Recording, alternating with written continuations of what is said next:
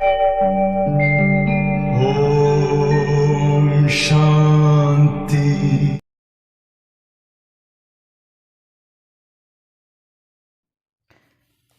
23 अक्टूबर 2022 प्रातः मुरली ओम शांति अव्यक्त बाप दादा रिवाइज 13/10/92 मधुबन।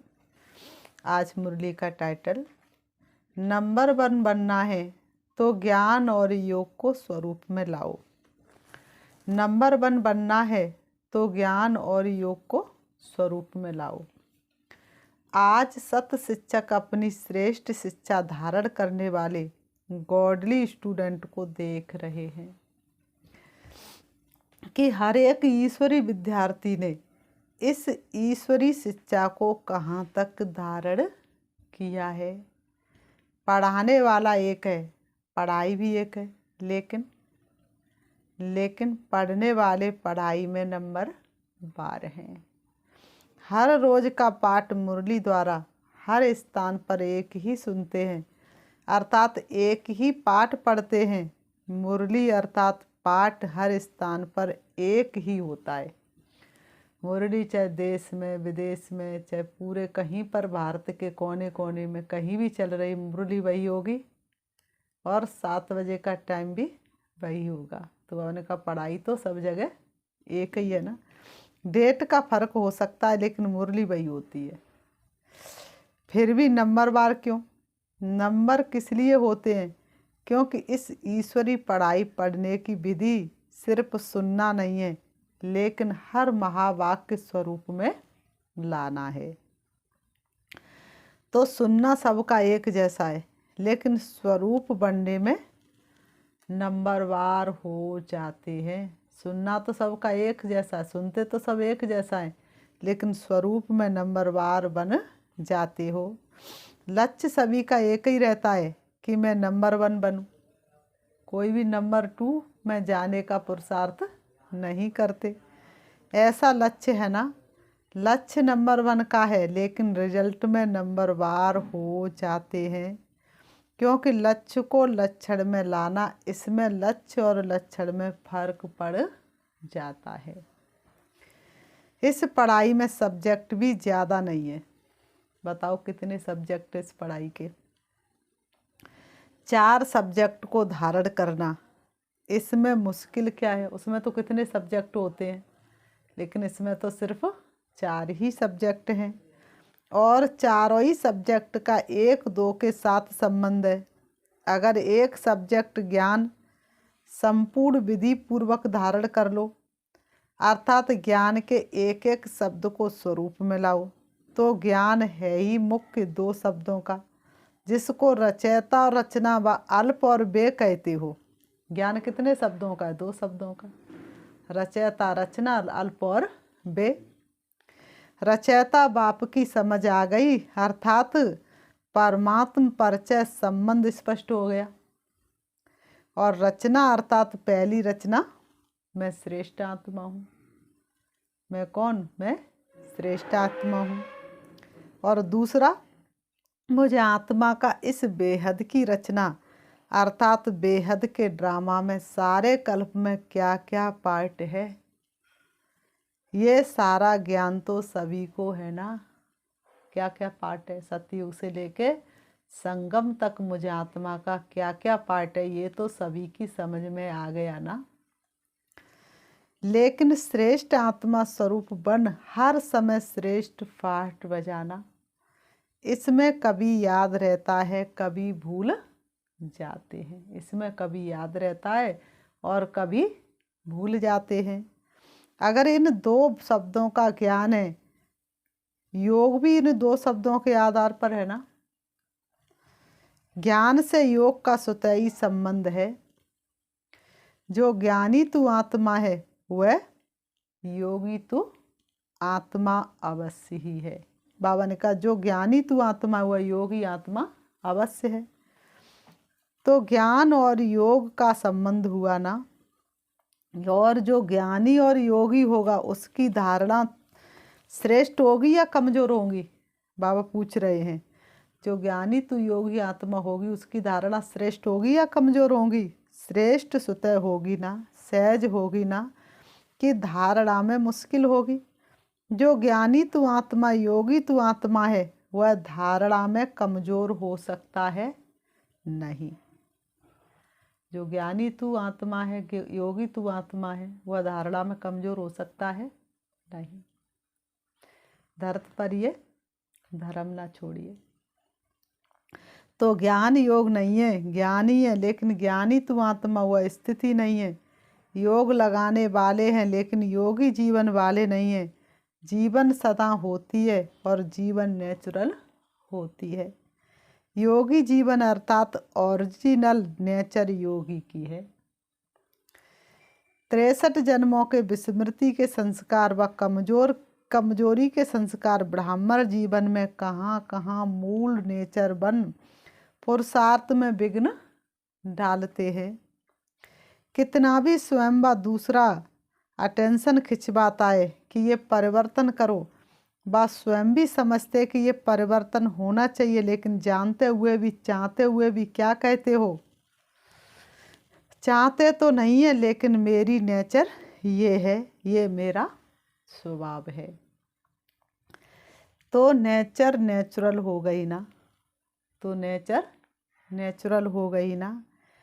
किसके बोल में व व्यवहार में ज्ञान संपन्न व्यवहार व योगी जीवन प्रमाण व्यवहार व बोल नहीं होते हैं, तो वो क्या कहते हैं? यही बोल बोलेंगे कि मेरा नेचुरल बोल ही ऐसा है।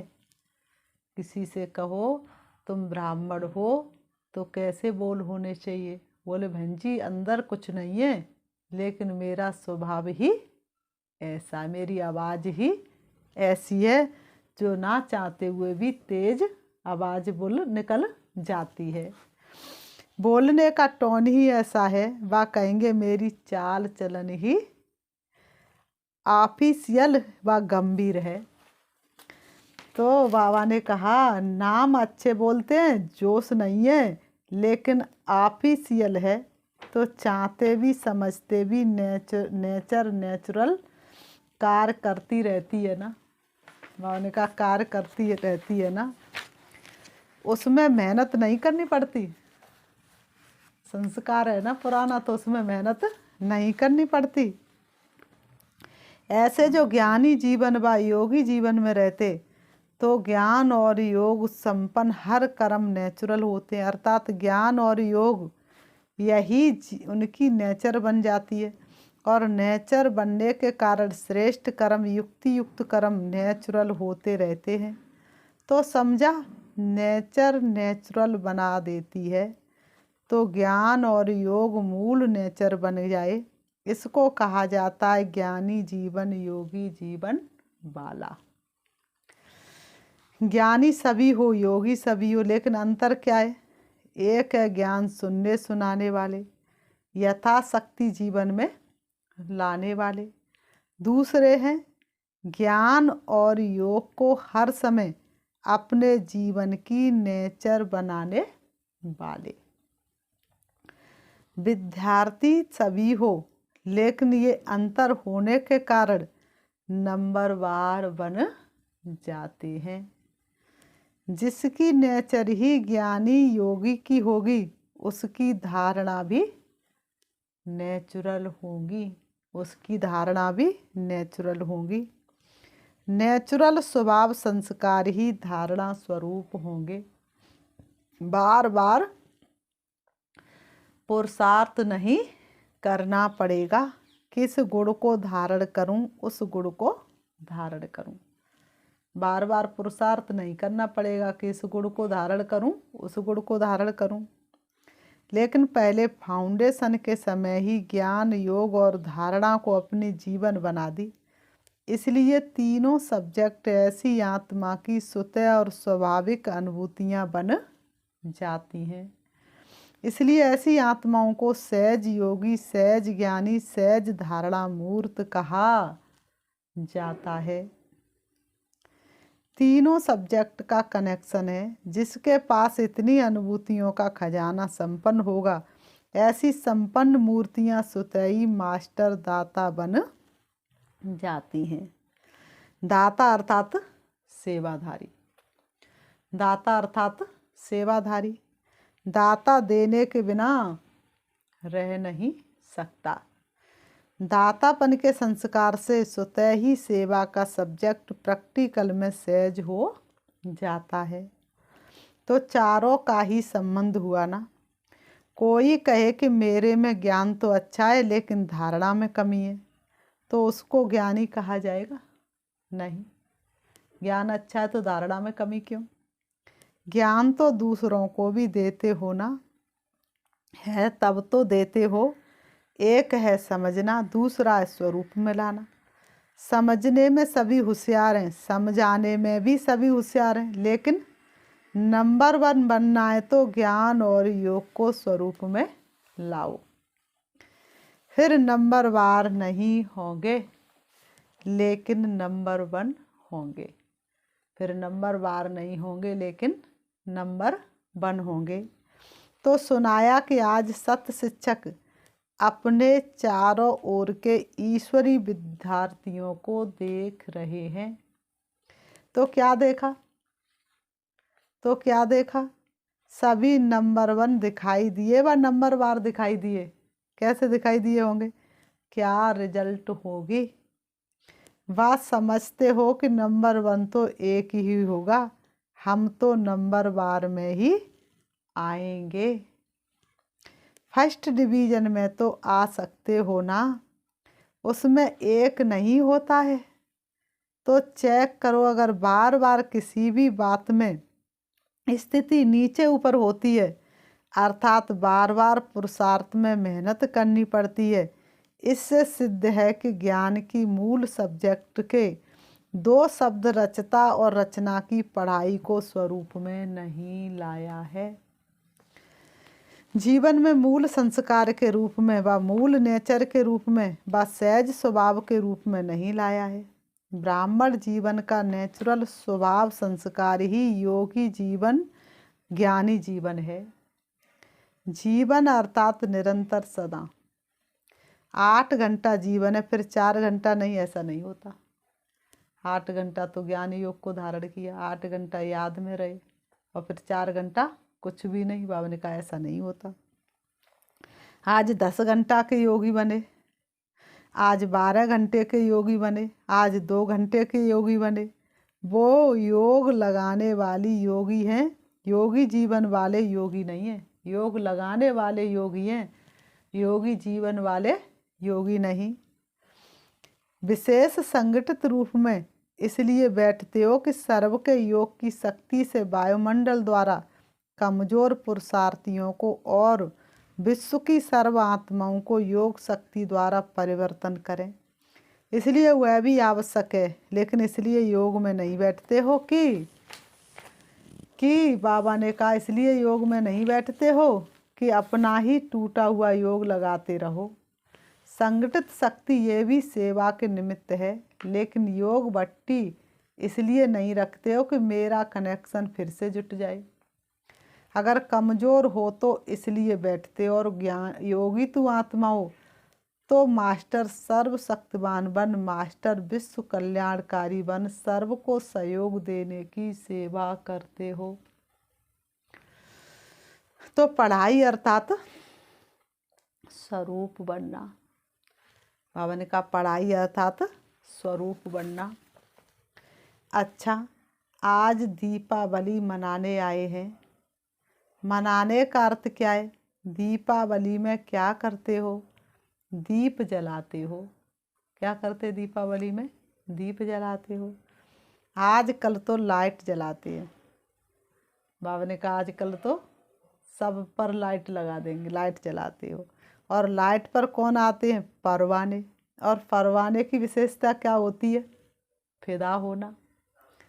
तो दीपावली मनाने का अर्थ क्या हुआ? तो फिदा हो गए हो या आज होना है? फिदा हो गए हो या आज होना है? हो गए हो या होना है? हो गए। पूछ रहे बाबा हो गए या होना है?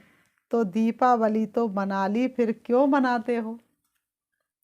जब फिदा हो गए तो दीपावली मना लिया कि बीच बीच में चक्कर लगाने जाते हो। फिदा हो गए लेकिन थोड़े पंख अभी हैं, उससे थोड़ा चक्कर लगा लेते हो। तो चक्कर लगाने वाले तो नहीं हो ना। चक्कर लगाना अर्थात किसी न किसी माया के रूप से टक्कर खाना। माया से टक्कर खाते हो या माया को हार खिलाते हो? बाबा पूछ रहे, माया से टक्कर खाते हो या माया को हार खिलाते हो? बा कभी विजय प्राप्त करते हो, कभी टक्कर खाते हो। दीपमाला ये अपना ही तो यादगार मनाते हैं। दीपमाला ये अपना ही तो यादगार मनाते हैं। आपका यादगार है ना। बाबा कह रहे बच्चों, आपका यादगार है ना दीपावली, कि मुख्य आत्माओं का यादगार है? आप सबका यादगार है या मुख्य आत्माओं का यादगार है? आप देखने वाले हो, आप सबका यादगार है। इसलिए आजकल बहुत अंदाज में दीपक के बजाय छोटे छोटे बल्ब जगा देते हैं। दीपक जलाएंगे तो संख्या फिर भी उससे कम हो जाएगी, गिनती के जलेंगे, लेकिन आपकी संख्या तो बहुत है ना। तो सभी की याद में अनेक छोटे छोटे बल्ब जगमगा देते हैं, तो अपना यादगार मना रहे हैं। जब दीपक देखते हो तो समझते ये हमारा यादगार है। स्मृति आती है, यही संगम युग की विशेषता है। जो चैतन्य दीपक अपना जड़ यादगार दीपक देखते हो, चैतन्य में स्वयं हो और जड़ यादगार देख रहे हो। चैतन्य में तो खुद की ज्योति जग रही है और जड़ में अपना यादगार देखते हो। ऐसे तो जिस दिन दीपावली मनाओ उस दिन ही वास्तविक तिथि है। ये तो दुनिया वालों ने तिथि फिक्स की है, लेकिन आपकी तिथि अपनी है। इसलिए जिस दिन आप ब्राह्मण बनाओ वही सच्ची तिथि है। इसलिए कोई भी तिथि फिक्स करते तो किससे पूछते हैं? कोई भी शादी की तिथि, मकान बनाने की तिथि, गाड़ी लाने की तिथि फिक्स करते तो किससे पूछते हैं? ब्राह्मणों से पूछते हैं। तो ब्राह्मणों से ही निकालते। तो आज बाप दादा सभी देश विदेश के सदा जगे हुए दीपकों को दीपमाला की मुबारक दे रहे हैं, बधाई दे रहे हैं। दीपावली मुबारक अर्थात माला माल संपन्न बनने की मुबारक। ऐसे सदा जागती ज्योति, सदा स्वयं प्रकाश स्वरूप बन अनेकों का अंधकार मिटाने वाले सच्चे दीपक सदा चारों ही सब्जेक्ट को साथ साथ जीवन में लाने वाले, सर्व सब्जेक्ट में नंबर 1 के लक्ष्य को लक्षण में लाने वाले ऐसे ज्ञानी तु आत्माएं, योगी तु आत्माएं, दिव्य गुण स्वरूप आत्मा, निरंतर सेवाधारी श्रेष्ठ विश्व कल्याणकारी आत्माओं को बाप दादा का याद प्यार और नमस्ते। रूहानी हम बच्चों की रूहानी बाप दादा को याद प्यार और नमस्ते नमस्ते नमस्ते। अव्यक्त बाप दादा की पर्सनल मुलाकात खुश नसीब हुए जिसके चेहरे और चलन से सदा खुशी की झलक दिखाई दे। खुश नसीब हुए है जिसके चेहरे और चलन से सदा खुशी की झलक दिखाई दे।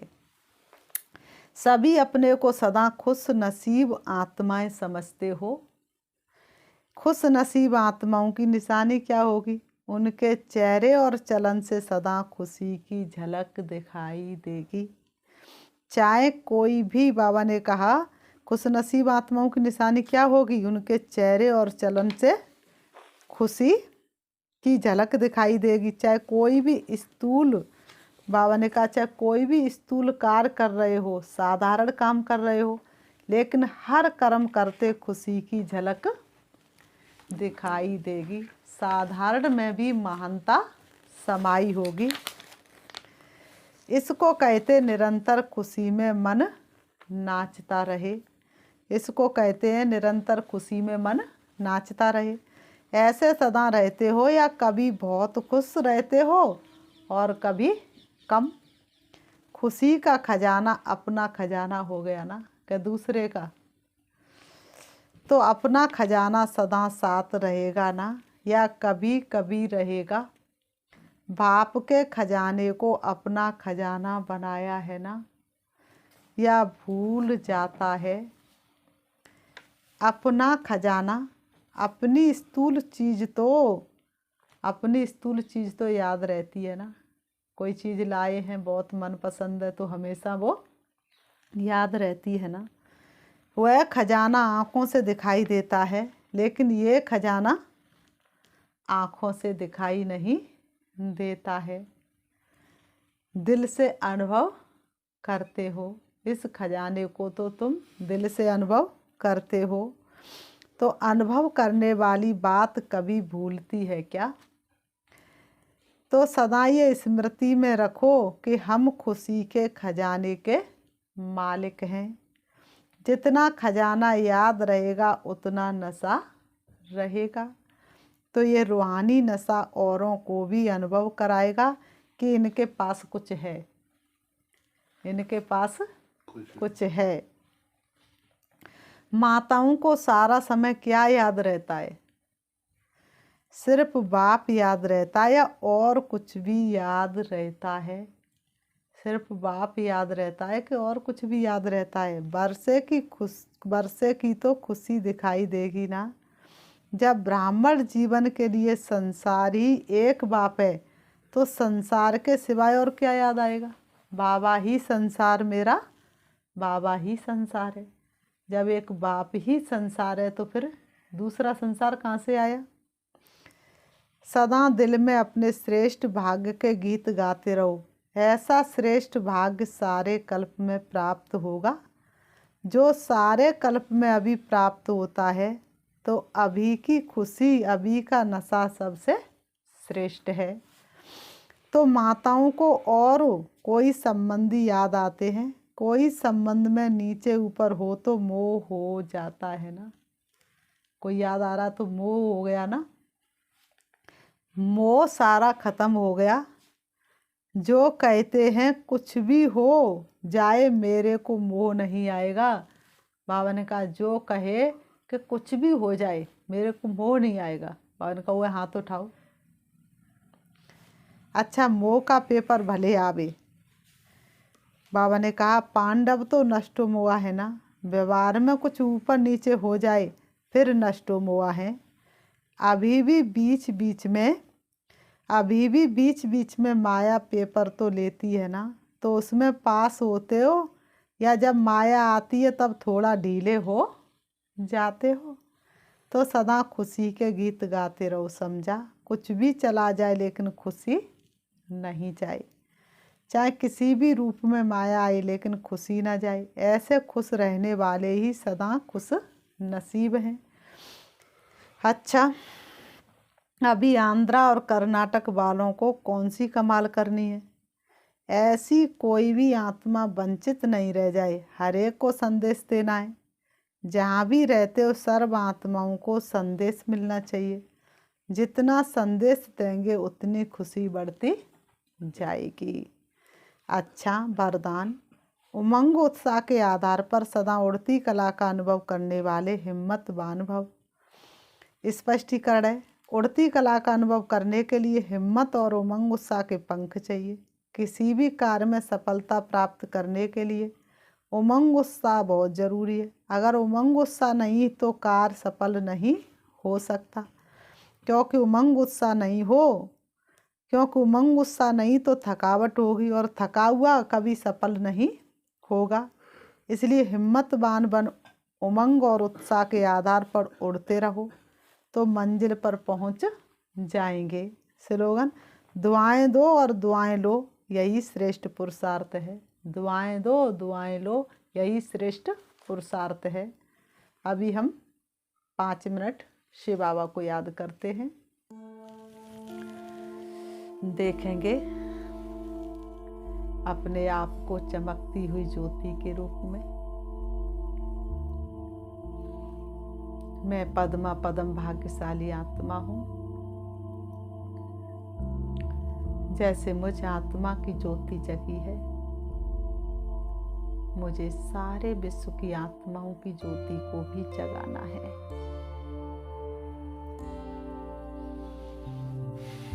सारे विश्व की आत्माओं को प्यारे पिता परमात्मा का सत्य परिचय देना है। इमर्ज करेंगे सारे विश्व की आत्माओं को अपने सामने और अनुभव करेंगे मैं सारी विश्व की आत्माओं का कनेक्शन बाप से जुड़वा रही हूँ। सभी आत्मा की स्मृति में है। सभी को बाप का सत्य परिचय मिल चुका है। सब बाबा को याद कर रहे हैं। सबकी आत्मा की ज्योति जगती जा रही है। सारे विश्व की आत्माएं स्थूल दीपक जला रही है और हम अपना यादगार देख रहे हैं। सारे विश्व की आत्माओं के ऊपर शिव बाबा की शक्तिशाली किरणें पड़ रही हैं। सबके आत्मा रूपी दीपक जलते जा रहे हैं। अब मैं देख रही हूँ सारे विश्व में प्रकाश होता चला जा रहा है। सभी के मन के अंधकार दूर हो रहे हैं।